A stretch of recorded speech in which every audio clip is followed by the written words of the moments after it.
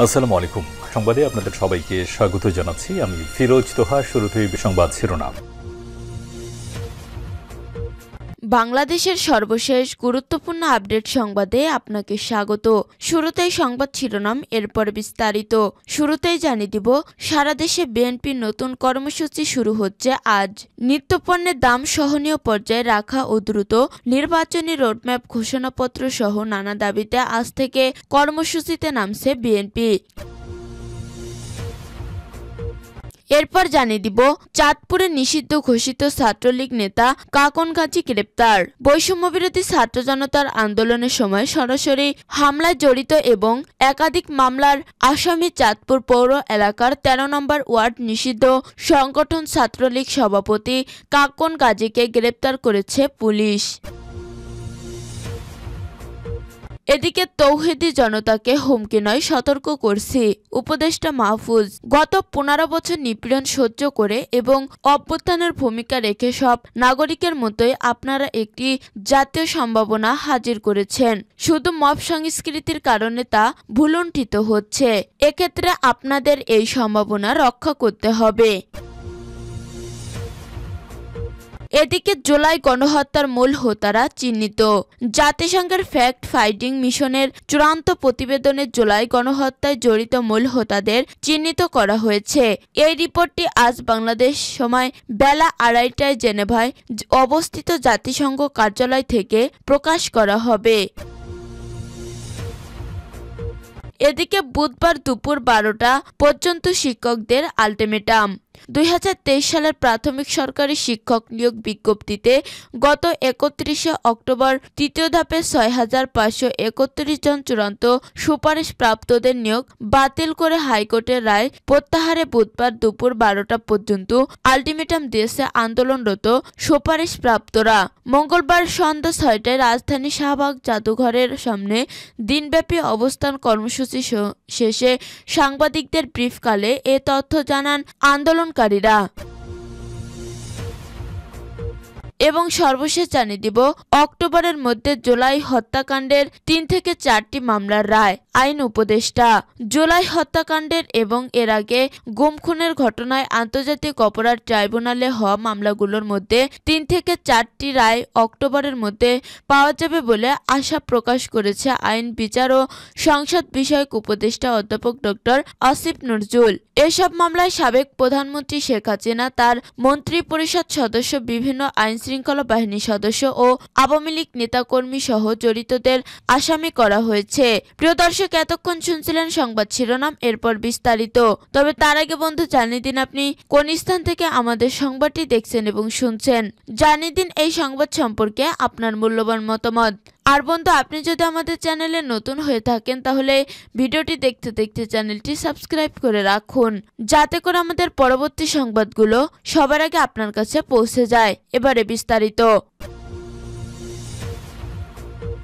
সারা দেশে বিএনপির নতুন কর্মসূচি শুরু হচ্ছে আজ। নিত্যপণ্যের দাম সহনীয় পর্যায়ে রাখা ও দ্রুত নির্বাচনী রোডম্যাপ ঘোষণাপত্র নানা দাবিতে আজ থেকে কর্মসূচিতে নামছে বিএনপি। প্রথম দিনে ৯টি জেলায় সমাবেশ কর্মসূচি পালন করা হবে। গত সোমবার ১০ই ফেব্রুয়ারি নিত্যপণ্যের প্রয়োজনীয় দাম সহনীয় পর্যায়ে রাখা, আইন শৃঙ্খলা পরিস্থিতি উন্নতি, দ্রুত নির্বাচনের রোডম্যাপ ঘোষণা ও পতিত ফ্যাসিবাদের নানা ষড়যন্ত্র মোকাবেলায় দেশের ৬৪ জেলায় ১২ থেকে ২৫শে ফেব্রুয়ারি ৮ দিনের সমাবেশ কর্মসূচি ঘোষণা করে বিএনপি। লালমনিরহাটে সমাবেশে বক্তব্য দেবেন স্থায়ী কমিটির সদস্য গয়েশ্বর চন্দ্র রায়, সিরাজগঞ্জে নজরুল ইসলাম খান, ফেনীতে সালাউদ্দিন আহমেদ, খুলনায় হাফিজ উদ্দিন আহমেদ, ব্রাহ্মণবাড়িয়ায় ভাইস চেয়ারম্যান বরকত উল্লাহ বুলু, রাজবাড়ীতে আসাদুজ্জামান রিপন, পটুয়াখালীতে চেয়ারপারসনের উপদেষ্টা পরিষদের সদস্য সৈয়দ মোয়াজ্জেম হোসেন আলাল, সুনামগঞ্জে উপদেষ্টা পরিষদের সদস্য আরিফুল হক চৌধুরী এবং জামালপুরে থাকবেন যুগ্ম মহাসচিব হাবিবুন নবী খান সোহেল। চাঁদপুরে নিষিদ্ধ ঘোষিত ছাত্রলীগ নেতা কাকন গাজী গ্রেপ্তার। বৈষম্যবিরোধী ছাত্র আন্দোলনের সময় সরাসরি হামলায় জড়িত এবং একাধিক মামলার আসামি চাঁদপুর পৌর এলাকার ১৩ নম্বর ওয়ার্ড নিষিদ্ধ সংগঠন ছাত্রলীগ সভাপতি কাকন গাজীকে গ্রেপ্তার করেছে পুলিশ। মঙ্গলবার ১১ ফেব্রুয়ারি সন্ধ্যা ৭:৩০টার দিকে শহরের ওয়ারলেস বাজার এলাকা থেকে তাকে গ্রেপ্তার করে জেলা গোয়েন্দা পুলিশ ডিবি। কাকন গাজী শহরের ১৩ নম্বর ওয়ার্ড লোসঘর পাকা মসজিদ এলাকার গাজীবাড়ির মৃত মিজানুর রহমান গাজীর ছেলে। কাকন কারাগারে থাকা সাবেক মন্ত্রী ডাক্তার দীপু মনির অনুসারী। বিভিন্ন আনুষ্ঠানিকতায় তার বাসায় যাতায়াত ছিল দীপু মনির। মন্ত্রীর প্রভাব খাটিয়ে সে স্থানীয় নানা অপরাধে নেতৃত্ব দেন এবং নানা বিরুদ্ধে মাদক কারবারে জড়িত থাকার একাধিক অভিযোগ রয়েছে বলে স্থানীয় বাসিন্দারা জানিয়েছেন। কাকনকে গ্রেপ্তারের বিষয়টি নিশ্চিত করে চাঁদপুর জেলা গোয়েন্দা পুলিশ ডিবি এর ভারপ্রাপ্ত কর্মকর্তা ওসি মোহাম্মদ মুজিবুর রহমান বলেন, তার বিরুদ্ধে গত ৫ আগস্টে শহরের বাস স্ট্যান্ড এলাকায় ছাত্র জনতার আন্দোলনে থাকার অভিযোগ আছে এবং একাধিক মামলায় সে আসামি। তার বিরুদ্ধে আইনি ব্যবস্থা গ্রহণ শেষে আদালতে সোপর্দ করা হবে। তৌহিদ জনতাকে হুমকি নয়, সতর্ক করছি, উপদেষ্টা মাহফুজ। অন্তর্বর্তী সরকারের উপদেষ্টা মাহফুজ আলম বলেছেন, তৌহিদ জনতা নামে আপনারা যারা নিজেদের পরিচয় দেন তাদের আমি হুমকি দেইনি, সতর্ক করেছি। কেন করছি? গত ১৫ বছর নিপীড়ন সহ্য করে এবং অভ্যুত্থানে ভূমিকা রেখে সব নাগরিকের মতোই আপনারা একটি জাতীয় সম্ভাবনা হাজির করেছেন, কিন্তু মব সংস্কৃতির অনুষ্ঠানে তা ভুলুণ্ঠিত হচ্ছে।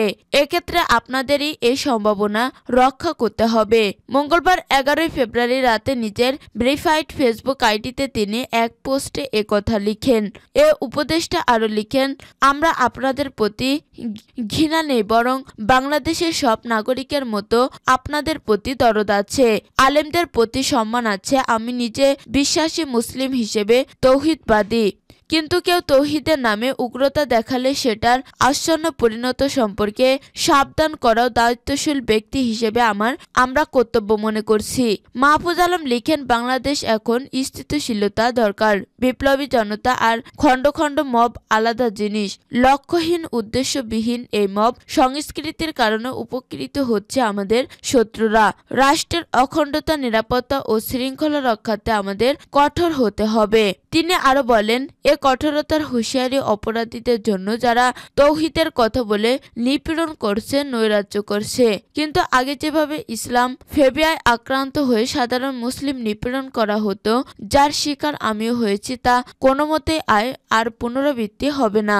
উপদেষ্টা আরো লিখেন, আলেম উলামা মাদ্রাসা ছাত্ররা গত ১৫ বছর নিপীড়নের শিকার হয়েছেন, এবারের অভ্যুত্থানে রক্ত দিয়েছেন, কিন্তু যে স্বাধীনতা এত রক্তাক্ত, সে স্বাধীনতা রক্ষায় প্রজ্ঞা না দেখালে যে জুলুম নেমে আসবে, এই সতর্কতা উচ্চারণ যদি ভুল হয় তাহলে আমার কিছু বলার নেই। আমি জালিম বা মজলুম দুটো হওয়ার থেকেই আল্লাহর কাছে পানাহ চাই। তিনি আরো লিখেন, ৫০০ ব্যক্তি আক্রমণ, ব্যক্তিগত বিশ্বাস নিয়ে আক্রমণ বা সন্দেহ তৈরি, পরিবারের সদস্যদের হুমকি বা বেজ্জতি ইত্যাদি কাজগুলো নবীজের অনুসারী হিসেবে সবার পরিত্যাগ করা উচিত। চলুন বিভাজন আর ঘৃণা বাদ দিয়ে রাষ্ট্রকে সবার করে গড়ে তুলি। পরস্পর সম্মান ও মর্যাদার সম্পর্কই নতুন বাংলাদেশের ভিত্তি।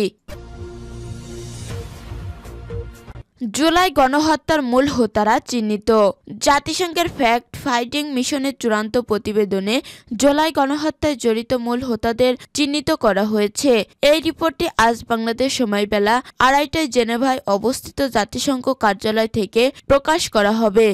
একাধিক কূটনৈতিক সূত্রে জানা গেছে, রিপোর্টে গণহত্যায় জড়িত মূল হোতাদের বিস্তারিত পরিচয় তুলে ধরা হয়েছে। এতে বলা হয়েছে, ছাত্রদের বিরুদ্ধে অপারেশন পরিকল্পনা ও বাস্তবায়নে সরাসরি ভূমিকা রেখেছেন ক্ষমতাচ্যুত শেখ হাসিনা ও সাবেক স্বরাষ্ট্রমন্ত্রী আসাদুজ্জামান খান কামাল। শেখ হাসিনা নিজেই বিক্ষোভকারীদের হত্যা ও লাশ গুম করার নির্দেশ দেন। রিপোর্টে জুলাই আগস্ট গণহত্যায় তৎকালীন প্রধানমন্ত্রী, স্বরাষ্ট্রমন্ত্রী ছাড়াও একাধিক মন্ত্রী এবং পুলিশ পুলিশ, সেনাবাহিনী সহ আইনশৃঙ্খলা বাহিনীর ভূমিকার কথাও বিস্তারিতভাবে তুলে ধরা হয়েছে। বাংলাদেশে সংগঠিত জুলাই আগস্ট অভ্যুত্থানের সময় মানবাধিকার লঙ্ঘন বিষয়ক এক সংবাদ সম্মেলনের মাধ্যমে আনুষ্ঠানিকভাবে এই প্রতিবেদন প্রকাশ করা হবে বলে আগেই সংস্থাটির এক সংবাদ বিজ্ঞপ্তিতে জানানো হয়েছে। গত বছরের 1 জুলাই থেকে 15 আগস্ট পর্যন্ত সংঘটিত হত্যাকাণ্ড সহ মানবাধিকার লঙ্ঘনের বিস্তারিত বিবরণ তুলে ধরা হয়েছে প্রতিবেদনে। পররাষ্ট্র মন্ত্রণালয় এবং জাতিসংঘ কার্যালয়ের একাধিক সূত্র আমার দেশকে জানিয়েছে, জুলাই হত্যাকাণ্ডে 1400-র মতো মানুষ নিহত হয়েছেন। আহতের সংখ্যা হাজার হাজার। এসব হত্যাকাণ্ড ও মানবাধিকার লঙ্ঘনের ঘটনায় তখনকার কি ভূমিকা ছিল তা সবিস্তারে তুলে ধরা হয়েছে প্রতিবেদনে। সংশ্লিষ্ট কর্মকর্তারা বলেছেন, জুলাই হত্যাকাণ্ডে তৎকালীন সরকারের শীর্ষ নেতৃত্ব, বিভিন্ন সেনাবাহিনীর প্রধান, গোয়েন্দা সংস্থাগুলোর পদস্থ দায়িত্বশীল ব্যক্তি, সরকার দলীয় অস্ত্রধারী সহ আইন শৃঙ্খলা বাহিনীর সদস্যরা হত্যাকাণ্ড এবং মানবাধিকার লঙ্ঘনের ক্ষেত্রে প্রত্যক্ষ বা পরোক্ষভাবে যুক্ত ছিল। রাজনৈতিক নেতৃত্বের নির্দেশে জুলাই হত্যাকাণ্ড সংঘটিত হয়েছে বলে প্রতিবেদনে উল্লেখ করা হয়েছে। জাতিসংঘের দৃষ্টিতে মানবাধিকার লঙ্ঘনের এসব ঘটনা মানবতা বিরোধী অপরাধ হিসেবে বিবেচিত। সংশ্লিষ্ট সূত্রগুলো আমার দেশকে জানিয়েছে, জাতিসংঘের এই প্রতিবেদনে বহুল আলোচিত বেগম রোকেয়া বিশ্ববিদ্যালয়ের শিক্ষার্থী আবু সাইদ হত্যার বিষয়টি অত্যন্ত গুরুত্বের সঙ্গে এসেছে। প্রতিবেদনে আবু সাইদকে পুলিশের গুলিতে শরীর থেকে রক্ত ঝরা এবং তার মৃত্যুর দৃশ্যের ছবিগুলো সন্নিবেশ করা হয়েছে। আবু সাইদকে পুলিশ গুলি করার সময় তার কাছে কোনো অস্ত্র ছিল না, সেটিও উল্লেখ করা হয়েছে। হেলিকপ্টার থেকে গুলিবর্ষণ সহ রাজধানী ঢাকা যাত্রাবাড়ী পুলিশের গুলি করে মানুষ হত্যার ঘটনায় গুরুত্বের সঙ্গে তুলে ধরা হয়েছে ওই প্রতিবেদনে। গুলি করার পরও মানুষ সরে যায়নি, এই বিষয়টি নিয়ে তৎকালীন স্বরাষ্ট্রমন্ত্রী আসাদুজ্জামান খানের সঙ্গে পুলিশ কর্মকর্তাদের আলাপচারিতার ভিডিও ফুটেজও যুক্ত করা হয়েছে প্রতিবেদনে।